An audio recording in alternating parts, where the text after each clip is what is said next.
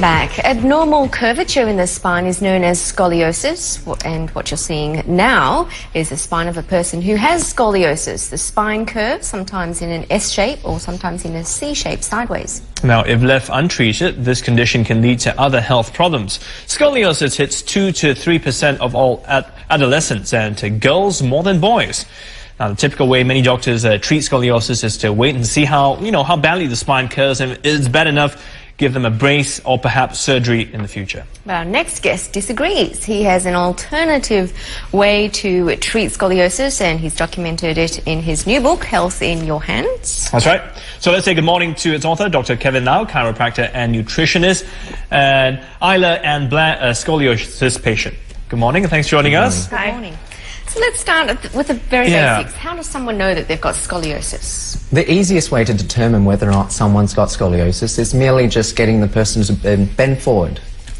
This is normally called an Adams test, and what we're looking for is any unevenness in the back, or what we call a rib hump.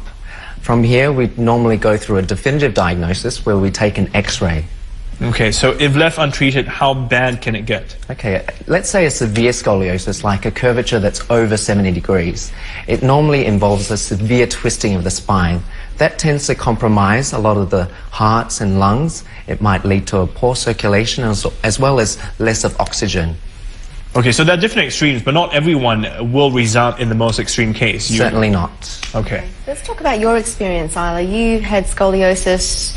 And how long ago was that actually? You still have it now, and have you... I got diagnosed with scoliosis 2 years ago. Right. And it's quite a mild case compared to some of the other patients. Okay. And just under a year of treatment with Dr. Kevin, it's so mild now that I wouldn't be considered a scoliosis patient any longer. Can it ever, I don't know, be cured? Or it just improve? You can't improve it, can you? You just prevent it from getting worse. Is that how it works? We can reduce it to an extent. I mean, total correction is probably not realistic, but we can certainly prevent and also reduce it. Right, okay. Isla, when you first discovered your scoliosis, you went to see an orthopedic surgeon, I believe, or...? I went and saw a neurospine surgeon. Okay. And he recommended I do about 6 months worth of one-to-one aquaphysio.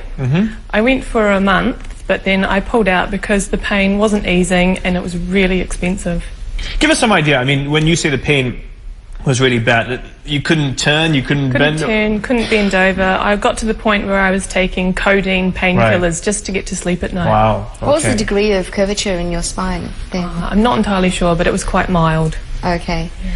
And Dr. Lau, so when you met Isla, I mean, how bad was her spine at that point? It was about 15 degrees, which isn't a severe case, but she was doing a lot of excessive running and sports that was aggravating her condition.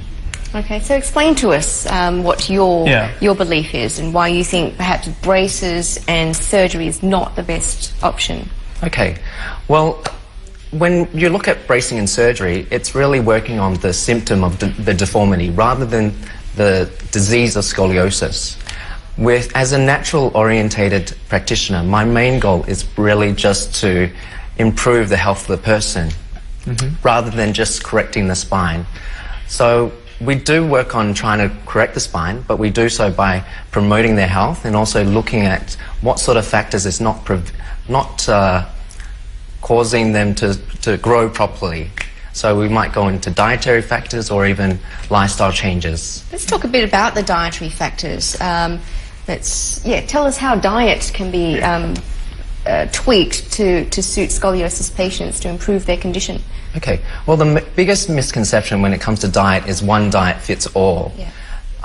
In the book, I actually detailed the interesting research by Dr. Weston Price.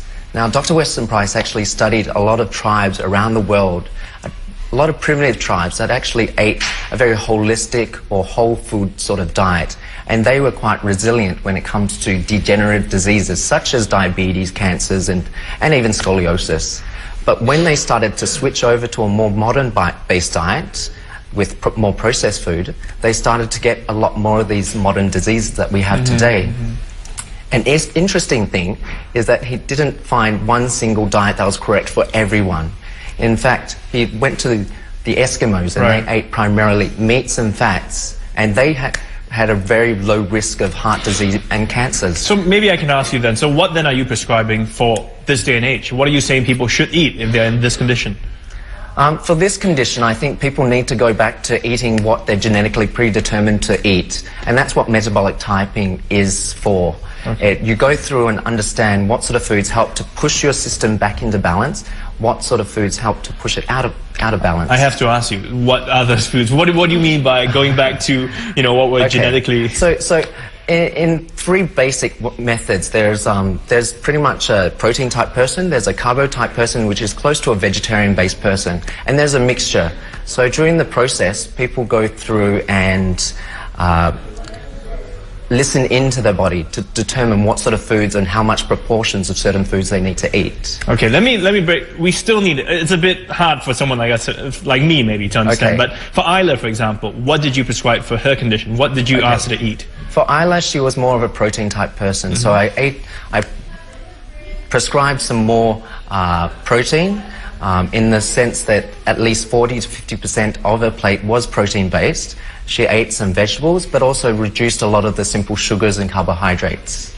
How long did you have to stick to that diet for, and are you still sticking to that now? Oh, completely. I love it. For the first 2 weeks, it was a bit sluggish because I was originally eating like a vegetarian. Right. So it was a bit heavy for me, but after a month, I managed to sleep completely through the night. My energy levels just went up amazingly. Yeah. It made a huge difference.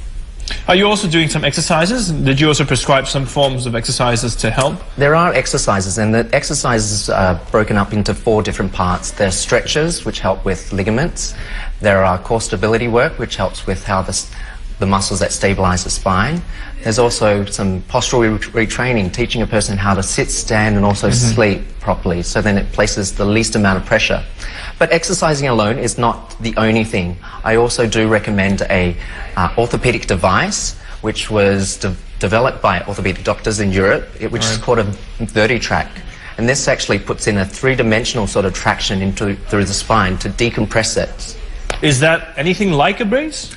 It is not like a brace in the sense that you need to wear it the whole day, but you wear it for about 20 minutes per day or 2 to 3 times a week. Okay. But then earlier you were saying that basically you don't do... Is it your opinion that a brace doesn't work? Okay, that's different from a brace. I mean, this VertiTrack isn't a brace as such. But it sounds similar to some extent, that you're doing the same kind of stretching, traction, trying to hold the back in place. So, I mean, I'm just trying to clarify in terms of... Yeah, it's a little different in its mechanism and how it works. Okay, but so you're saying that a brace, you don't need a brace, basically? When it comes to bracing, I always let the patients decide whether or not they want a brace. Okay. In terms of research shows that the evidence for bracing is still quite weak, unfortunately. And the latest issue of the Cochrane Library actually demonstrated that. So in a way, your method that you're proposing is a definite alternative rather than complementary to surgery or... Oh no, it is definitely complementary. Whether or not someone wants to go through a method that involves bracing or even surgery, they can still implement changes such as an improved diet or even lifestyle changes such as exercise. Okay, so it's rather complementary to... I guess, well, I mean, an improved diet would be good in general for all of our, our well-being. Isla, what about yourself? What options did you go through before you considered taking this step? I mean, before you had seen Dr. Lau, what did you... I did yoga, I did Chinese medicine, I did the aquaphysio, and then I lastly resorted to a whole lot of painkillers. So you kind of exhausted all the options. And so now, I mean, you mentioned how many months have you, or how many you've been doing this? I saw Kevin for just under a year. Just under a year. Yeah. How fast can a person expect recovery? Okay, it really depends on how severe the curvature is. Okay. And also how long they've had it. It's not to say that this sort of correction or this sort of care is actually right for everyone. Some people actually need to go through and do the surgical route. And for those sort of cases, you need to really discuss it with your healthcare practitioner. Okay. What about managing pain? I mean, brace and surgery are obviously more painful than your method. So would you recommend it for, I don't know, reducing pain specifically? Oh, definitely. Even a device like the VertiTrack is actually good for slip discs, sciatica, leg pain down the legs and things like that. Okay. So for those who are a little bit unsure which way to go, because I guess there are 3 options, particularly for adolescents where they're still growing, I guess, and developing. So they can wait and see, or they can go for the brace option, or they can go for surgery. or they could possibly take on your option. What would you recommend? How would they assess what option to take? I think as patients or even parents, they need to really get informed with their own condition. That's pretty much why I brought out the book. The book doesn't really delve into bracing and surgery as much, but rather the other side of the story. So as most people with a condition, I hope they get more informed and make their own decisions and understand that changing your diet and changing your lifestyle and implementing exercise should be an integral part of anyone's sort of life, regardless if it's spinal health or even health in general. Yeah.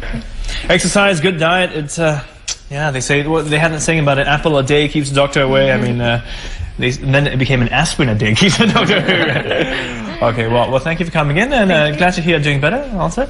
Right.